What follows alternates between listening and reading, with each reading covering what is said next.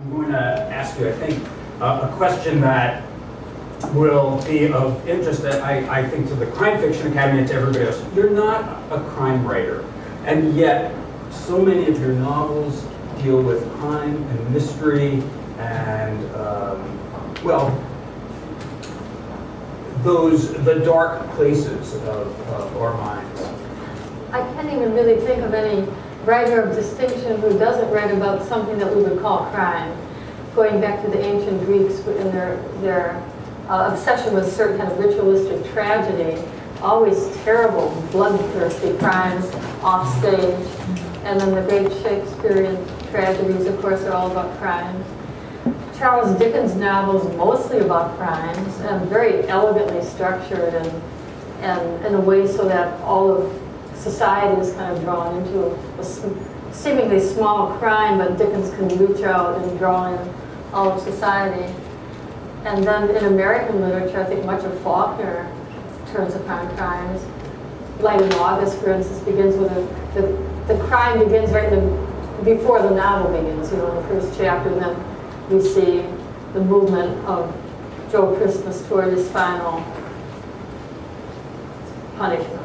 So basically, I think serious literature addresses these transgressions in the social fabric, the sort of a rent or rip in the social fabric, and then many things come into play as in a drama, and so we're drawn to that. It's a little different from a mystery detective novel in which, say, the kind of novels that Ellery Queen wrote, which is sort of like the locked room mystery. That's more like a puzzle, and it doesn't really involve society, it doesn't involve culture. So I'm less interested in that, but when I was in high school, I read a lot of Ellery Queen. I loved Ellery Queen, even though I don't write anything like that.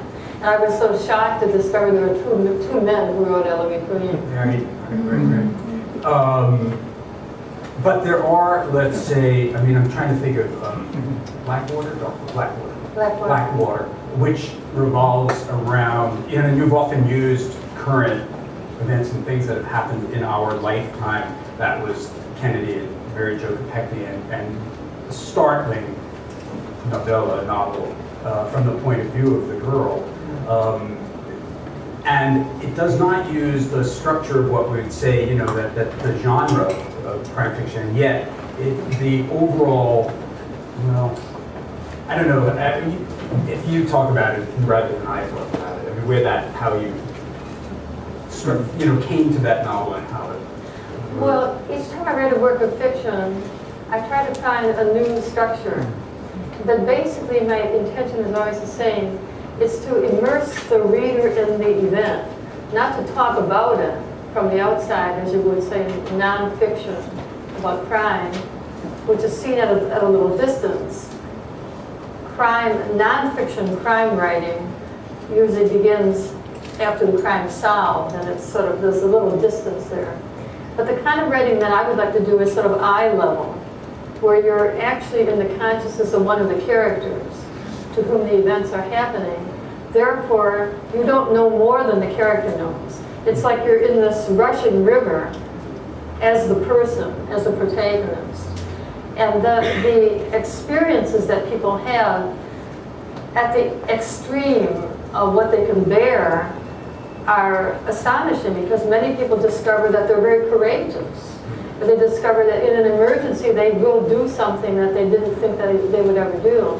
That's why one is led to write about literature of extremes, because it shows people not as they are in an indolent way, at home, just in their own ordinary life, but in some extraordinary, well-lit arena where they're dramatizing the potentialities of the human spirit.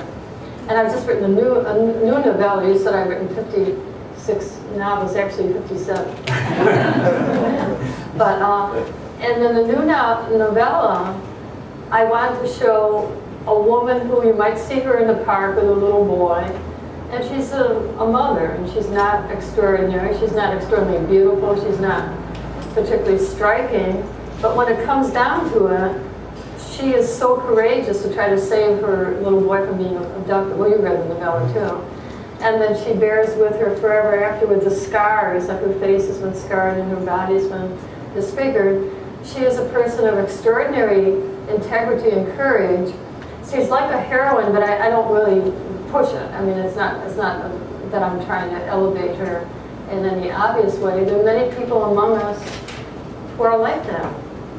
And I want to write about those people. But I don't want to write about them from a distance. Like the Mary Jo Kopechne story is something that young woman experienced in her own existential being. And that's how I wanted to write the novel. You said that if you're writing from someone's point of view and you're following following their kind of journey to figure out or what they're doing. So do you write it in that way where you start it and just follow and let it carry you into this? No, I always know where I'm going. I always have a destination. I would know, or start a novel or a short story not knowing the destination. I would just get in the car and drive randomly and wind up in Alaska. I think that I want to be a very conscious and somewhat intellectual writer, even though I'm trying to evoke emotions on a somewhat primeval level. I'm more like James Joyce than I am D.H. Lawrence. They're both great writers. Lawrence had this kind of faith in the story and the blindness. He would go forward telling a story right in hand, rapidly and feverishly, and his writing is beautiful and very passionate and very strange, sometimes somewhat static. That's a way of writing that's can be very powerful. I'm a little more like James Joyce in that he plans his things very carefully. As you know, it took 7 years to write Ulysses and 10 years to write Finning Its Weight. And Ulysses is very, very elaborately organized, and the structure of the Odyssey is used for this one day in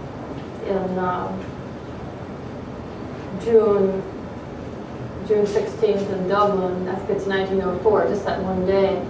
And the whole structure of the Odyssey is used to give that a firm foundation. And so he always knew how many chapters would be, and he always knew where he was going. And he didn't discover actually the ending until a little later. But the Joycean model I also advise for my students. And for writers of crime fiction and detective fiction, I think you have to begin at the end. Did you begin at the end in your new novel? I read Johnny's novel, and he read my new novel. So this is sort of a subterranean.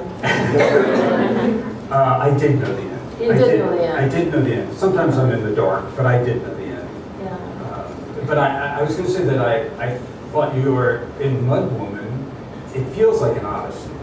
That whole journey that the main character takes. Well, I had that kind of elaborately structured also, but I had more material than I could use. So I had I thought, really exciting, hallucinatory sequences I had written out, but when the time came to actually compose the novel, I saw that I couldn't put it in because it would make it too long, and the pacing was off. So you had structured, you'd written parts of it, and you did know where it was. Oh, I always know where I'm going. Yeah, I always know where I'm going. Ed Doctorow, E.L. Doctorow talks about writing a novel in his own way. He says it's like driving a car along a road at night where the headlights show a limited distance. It's all you need to drive the car, but you can't see very far. It's just this limited distance. That's the way he evidently writes, but that's not the way I write. And I suggest to my students that they try to know the ending. Yeah, but do you find that when you're doing that, things change and then you have to rethink that journey, that particular journey? Oh yes, I think we have to be very open. Once you're actually writing, it's so thrilling. I find writing the most wonderful experience because you're actually writing, you're telling yourself a story. I'm not really sure in what way you're going to tell it. When you don't know the sentences, you don't know the various punctuation marks, and all these things that I find very exciting as a writer. All these are our material, like how many colons you have and semicolons, and how long can a sentence be. All those things I take into consideration. In fact, I've always thought I'd like to write a novel that was all one long sentence. You've gotten close. I've got it. And particularly in some of the stories. But if it's too weird, Otto won't publish it. Well, you know, there's some of those publishers. Is that right? If it's too weird, Otto will draw the line at weird. Really? Yeah, I know. One sentence is enough. One sentence is a little too much. Well, the story of the stabbing, which is a Rashomon-like tale of people seeing this as this story grows, is probably, I mean, I'm exaggerating, but the whole story feels to me like it's about 3 sentences as it changes It's so points of view. intense. So, Yeah. you know, and it felt to me like when I read your, it's funny that I forgot that you know where you're going, because I often feel like I'm taking the journey with you, so that I'm only in the car that far, so, Right. and I feel that you're there too, but no, it's so immediate. It's the characters. The characters. Well, the story of the Stanley has a sort of a philosophical story, because I think we're all storytellers. And so when I met the man who became my second husband, who's actually in the room, he told me this story that had happened, this event had happened to someone he knew, and it was so striking to me. And then I started thinking about it, and I thought, within a family, stories are told and retold and retold, and then they get told again, and then somebody's boyfriend tells it, and somebody's father tells it. So the story starts getting altered, and each person in the story has a stake in it. So they alter it to make themselves out a little bit more, you know, elevated. So finally, at the end of the story, it's a completely different story, you know. And so the little girl grows up, she becomes a college student. She's been hearing the story, a family story, most of her life. And she sees how the story alters, so that you never ever will really know what the story was, because it's been changed so much, unless you were the eyewitness. And even eyewitnesses don't always know. And then you come to doubt the eyewitness anyway, so. And you wonder what the eyewitness. Because it's I mean, this is just one story, but it brings in the way Mud Woman does, political issues, gender issues, all sorts of things in that little story, and Mud Woman certainly does, and racial issues.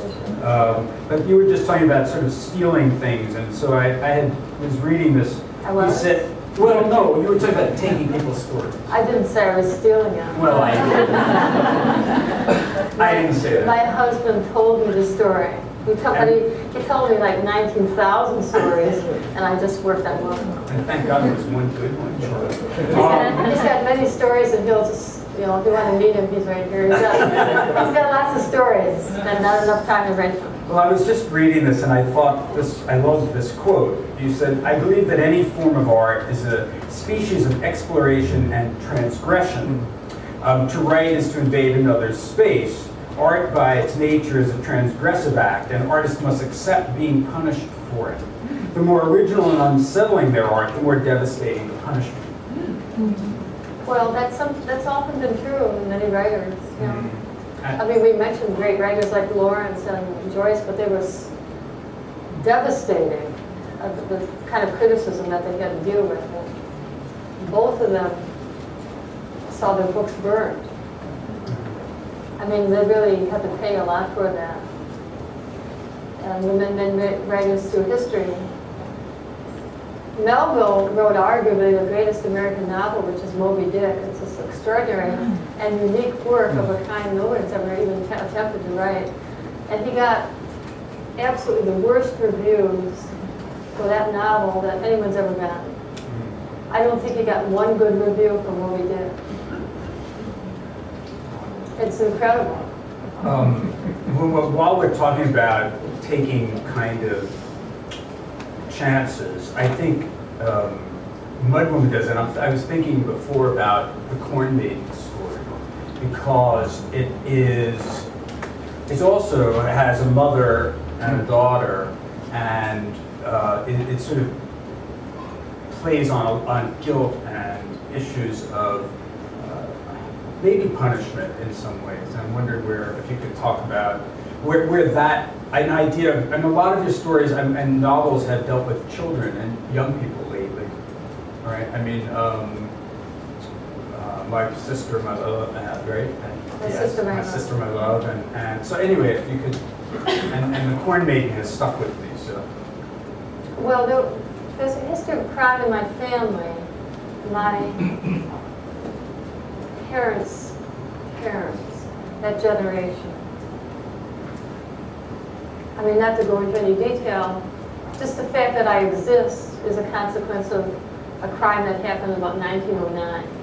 It's sort of complicated. So I've always been interested in the way a transgressive act can throw a family apart and destroy lives.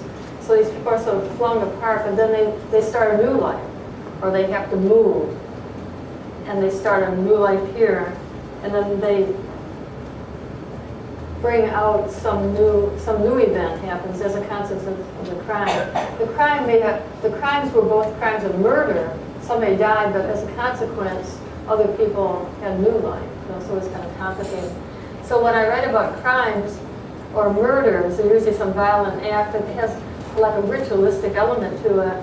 It sort of sets the plot in action, but it's not the essence of the story. It's just the beginning of the story. And what do we make of violence, and how do we reconstruct the life after the violence? And it was my grandmother about whom I wrote in The Gravedigger's Daughter also, who came very close to being murdered when she was 14 years old. She was very, very close to being murdered. And I've written about that phenomenon a bit, and Mud Woman is in that tradition, where Mud Woman is just a name for this woman whose name is Meredith, and she always thinks, you know, my life is some strange gift because I was really meant to die. And so her life is sort of unreal, and it's like a posthumous life. And my grandmother, to whom this actually happened, never, ever, ever talked about it. And we only found out about it, I only found out after she had died. And so she never, ever talked about her personal life. She was a quintessentially wonderful grandmother who lived for her grandchildren. She was so loving. I mean, I get tears in my eyes. I have a picture of her in my windowsill. But her whole life was a secret. Only the grandmother life was real, and as far as we knew. But she had all this life before that was extremely like a saga, you know, like an epic. She had lots of adventures, but they only come out after she died. So when I wrote Mud Woman, it was sort of in that tradition where somebody tries to kill her, but it doesn't work, and so she comes back, and she's then resolved to live and to persevere. And once you've had an experience like that, you consider your life a gift, and also sort of unreal. You know, she always feels, Mud Woman sometimes feels that things are somehow not real, you know, and she's playing a role. She's quite elevated. She's such a selfless person.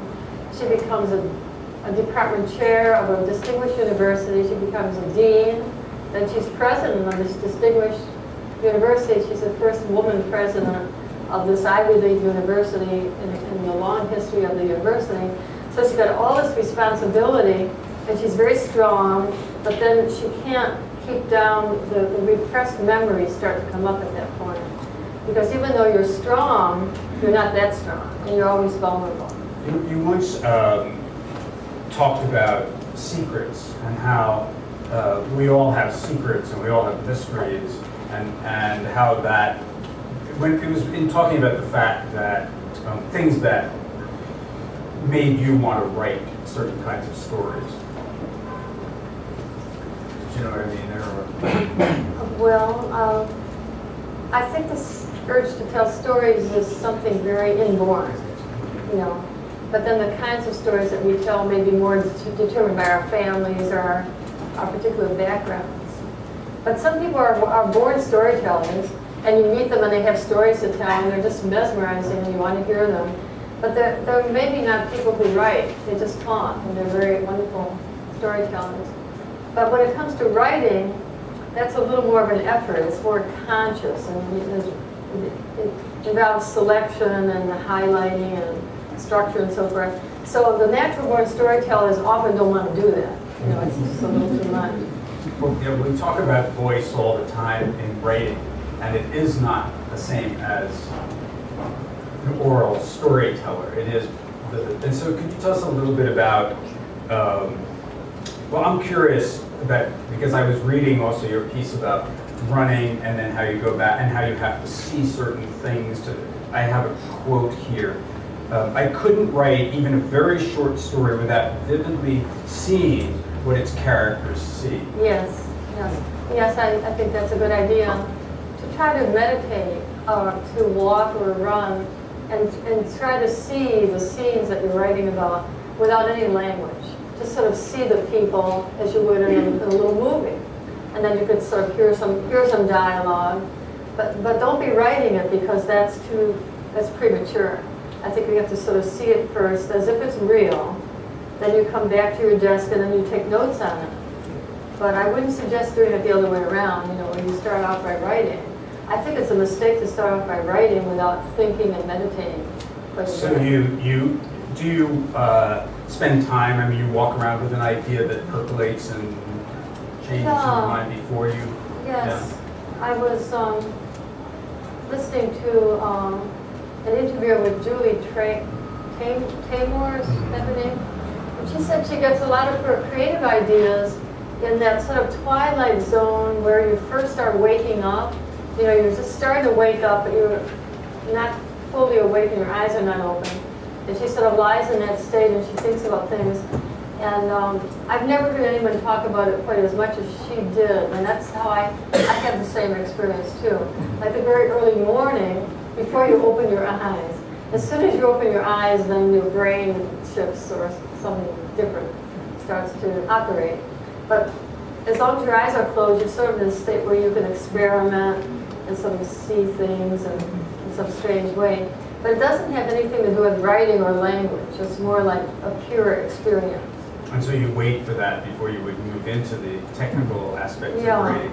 That's one way of doing it. Then another way, I think, is conscious meditation, where you say, I'm going for a walk and I'm going to think about this character. And the character is going to come with me on the walk and we're going to get to know each other. I give an exercise to my students at Princeton where they have to write dialogue. So it's just write one line of dialogue and then somebody comes along to talk to that person and then they talk to one another and then another line. And after an hour or 90 minutes of experimentation, you're going to have something interesting. Now where does it come from? Well, it comes from out of our own imaginations, and yet you can't do that without the actual experience of step by step. I mean, you can't predict what you're going to write. The dialogue exercise is very helpful to some writers, especially beginning writers. I mean, maybe you and I would do that too, but I think since we've written quite a bit, we're more experienced, we would more imagine what they might say and make it shorter. Because I used to do long scenes and I would shorten them. Now the scenes tend to be short to begin with rather than too long. So it's a matter of kind of gauging. And that depends upon if you want to write a full-length novel or even a long novel or a novella. It's all pacing. And I love the novella form. Yeah. I love it. I love short chapters. If a chapter could be this long, I would love that. 2 pages, 3 pages, 1 page, They have a novella that's like you have a fuse and you strike a match and you light it here and it just starts burning and goes right along with the fuse to the very end, That kind of movement is very exciting to me. That's not the movement of a long novel, however. You wouldn't have that kind of sustained acceleration in a long novel. Maybe some of you could give an example of a long novel that has that, but I can't think of it because usually a long novel has to have like breathing time where there's background or exposition or descriptions or something. Like Dickens will start off a scene pretty rapidly and melodramatically, but then he'll have pages of wonderful description of London or the fog or the countryside, and then he'll go back to another scene, and then he'll, with a long novel, you have to have more variety. Yeah, I always think that one has to earn that, the quieter passages. The quieter passages. Right. And I think that is part of the novel. And I'm thinking about, well, The Corn Maiden is a novella, and then Yes. the recent thing that I read is a novella, and both of them have a breathless tone. Because they're short, partly. But they're not, they're long, but yeah. I'm trying, I mean, a novella to me somehow scares me, even though I love reading them. I can't imagine writing a novella because I would stop. Well, a novella's about 100, say 150 pages. You've never written anything? Usually full novels. Those are my abandoned things. We won't talk. Okay. I have some very specific little questions that I wanted to ask you about. Because the way you imagine the novel and characters, and then you start to write, and I think you write in longhand first. Well, I often do it. Yeah. I often do. And I believe that you put things away for a time, right? I put the gravedigger's daughter away for a year or more. And then you come back and so you rewrite those quite a Yes. bit. Well, the next novel of mine that will be published, I actually wrote a complete draft of it in 1984. So that's a long time. And I would go back and look at it every couple of years, and I would get kind of excited and think, I want to revise it, rewrite it, and finish it. And then I would put it away again because it wasn't quite time. But then back in January of this year, I just got so excited. I had an idea that would sort of transform it. So I rewrote that, and that was after how many decades? You know, it's really amazing. But I had a novel all finished, and that's an ideal situation, and then to rewrite it after many years. And you put it away because it was not working, or? I'm not sure. I think I got more excited about something else that I was doing. But this is a multiple murder mystery. There are more than one. There is more than one murder in this. This is I wouldn't call it a crime novel, but there are murders in it. It's set in Princeton in 1905 and 1906. And it has to do with, well, I don't want to go into much detail about it, but when we talk about crime fiction, it's kind of interesting because there are crimes in the world that are so enormous that they fall outside the compass of crime fiction.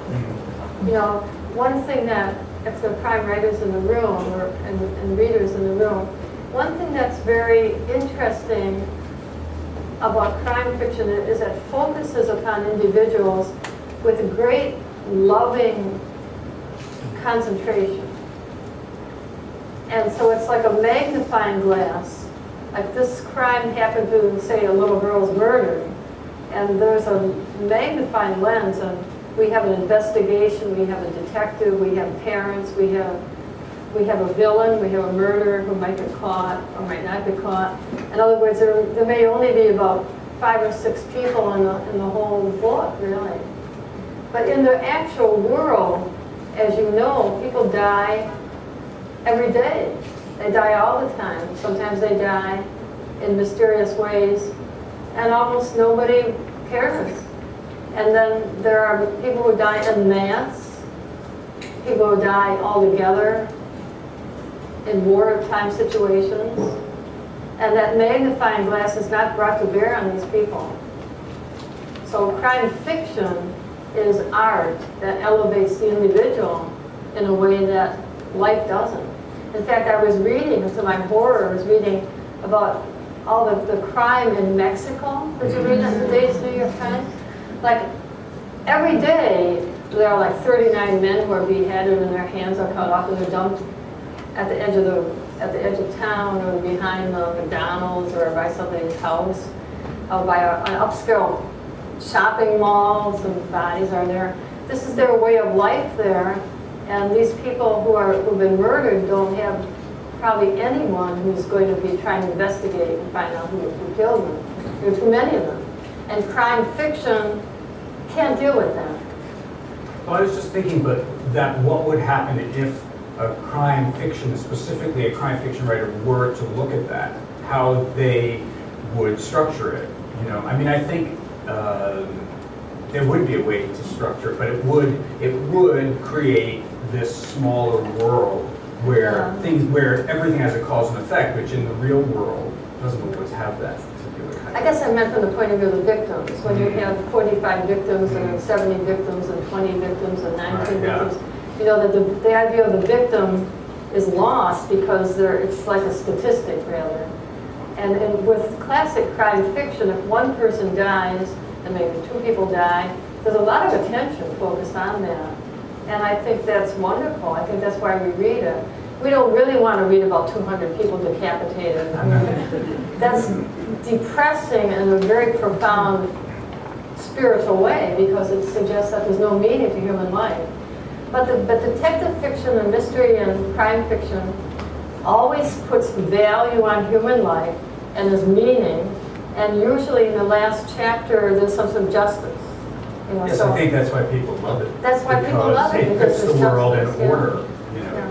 it gives us back some faith, Yes. even in the darkest Yes. things. Whereas the situation in Mexico is so close to chaos, art really can't handle chaos. Art, it's beyond the ability of the artist to deal with something like that. At least this is my opinion. Somebody might disagree with me. I was thinking in the novella that I read, it's a small cast actually. Very small. But and it feels horrific through almost the whole thing, and then you do give us hope and light, just a little bit at the end of it. It's a plausible ending rather than Yeah. a happy ending. Yeah.